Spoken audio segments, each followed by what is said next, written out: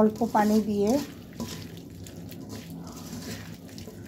আমার একদম তেল বের হচ্ছে, আরও ঘন ঘন হবে, আরও কষাই একদম পানি শুকাই ফেলবো, তারপরে সামান্য একটু পানি অ্যাড করবো। এই যে দেখছেন কত সুন্দর একটা কালার আসছে। এরকম ছোট ছোট করে টুকরো করে যদি এই ফার্মের মুরগির যে বুকের মাংসটা আছে না, এভাবে যদি রান্না করেন না, বাচ্চারা একদম মজা করে খাবে। এই মাছের তরকারিটা আমার ভাবি গতকালকে আমার জন্য ভুনা করে বক্সে করে পাঠিয়ে দিচ্ছে।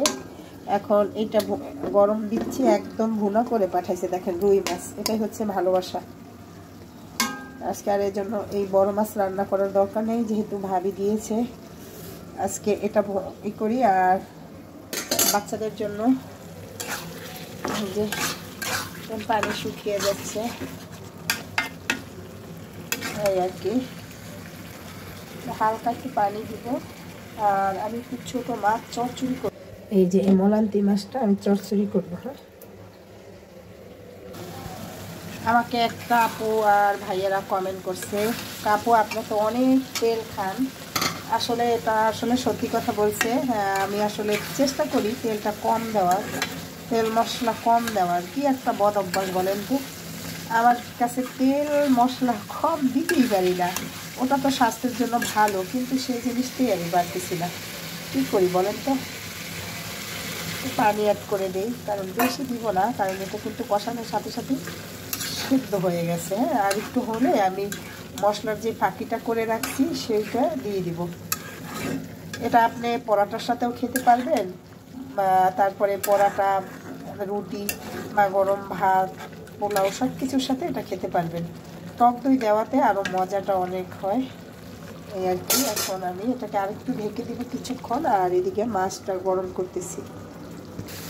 হয়ে গেল রান্না, মশলাটাও দিয়ে দিছি। এখন ছোটো মাছটা হাতে মেখে চচ্চড়ি করব, একদম আলু দেইনি, মলান্তি মাছ। আর এটা পেঁয়াজ কুচি আর একটু রসুন বাটা দিছি, একটু আদা বাটাও ছিল সেটাও দিছি। আদা বাটা অবশ্য দেই না, আজকে দিলাম। সব কিছু দিয়ে এখন আমি এটাকে কি করব, একটা আলু দিলে ভালো হতো, তারপরও দেই নেই, ভালো লাগে না। ভাবলাম যে না, এটাকেই সুন্দর করে মাখিয়ে অল্প পানি দিয়ে, আমার কাছে কিন্তু এটা দারুণ লাগে। হ্যাঁ,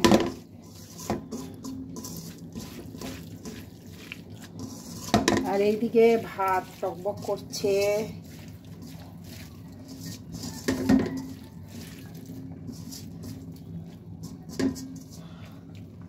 ভাত হইতেছে, এই যে দেখছেন মাখা দেখে মনে হচ্ছে কি যে রান্না করার প্রয়োজন নাই, তাই না? এখন হালকা একটু পানি দেব এই আর কি। এখন চুলাটা অন করে দিচ্ছি। ধনিয়া পাতা দিতে ভুলে গেছিলাম। এইদিকে মাছ দেখেন শুকনো শুকনো হয়েও গেছে। থাক, এই যে আর একটু ঢাইকা রাখলেই ধনিয়া পাতাটার ফ্লেভারটা যখন বের হবে একদম মজা হবে। এই যে ওয়াও, একদম তেল বের হয়ে গেছে। খুব মজাদার ছোটো মাছ চচ্চড়ি রান্না হয়ে গেল আলহামদুলিল্লাহ।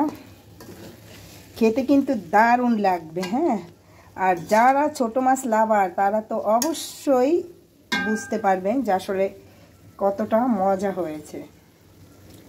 সবাই ভালো থাকবেন, সুস্থ এবং সুন্দর থাকবেন। আল্লাহ হাফেজ, আসসালামু আলাইকুম।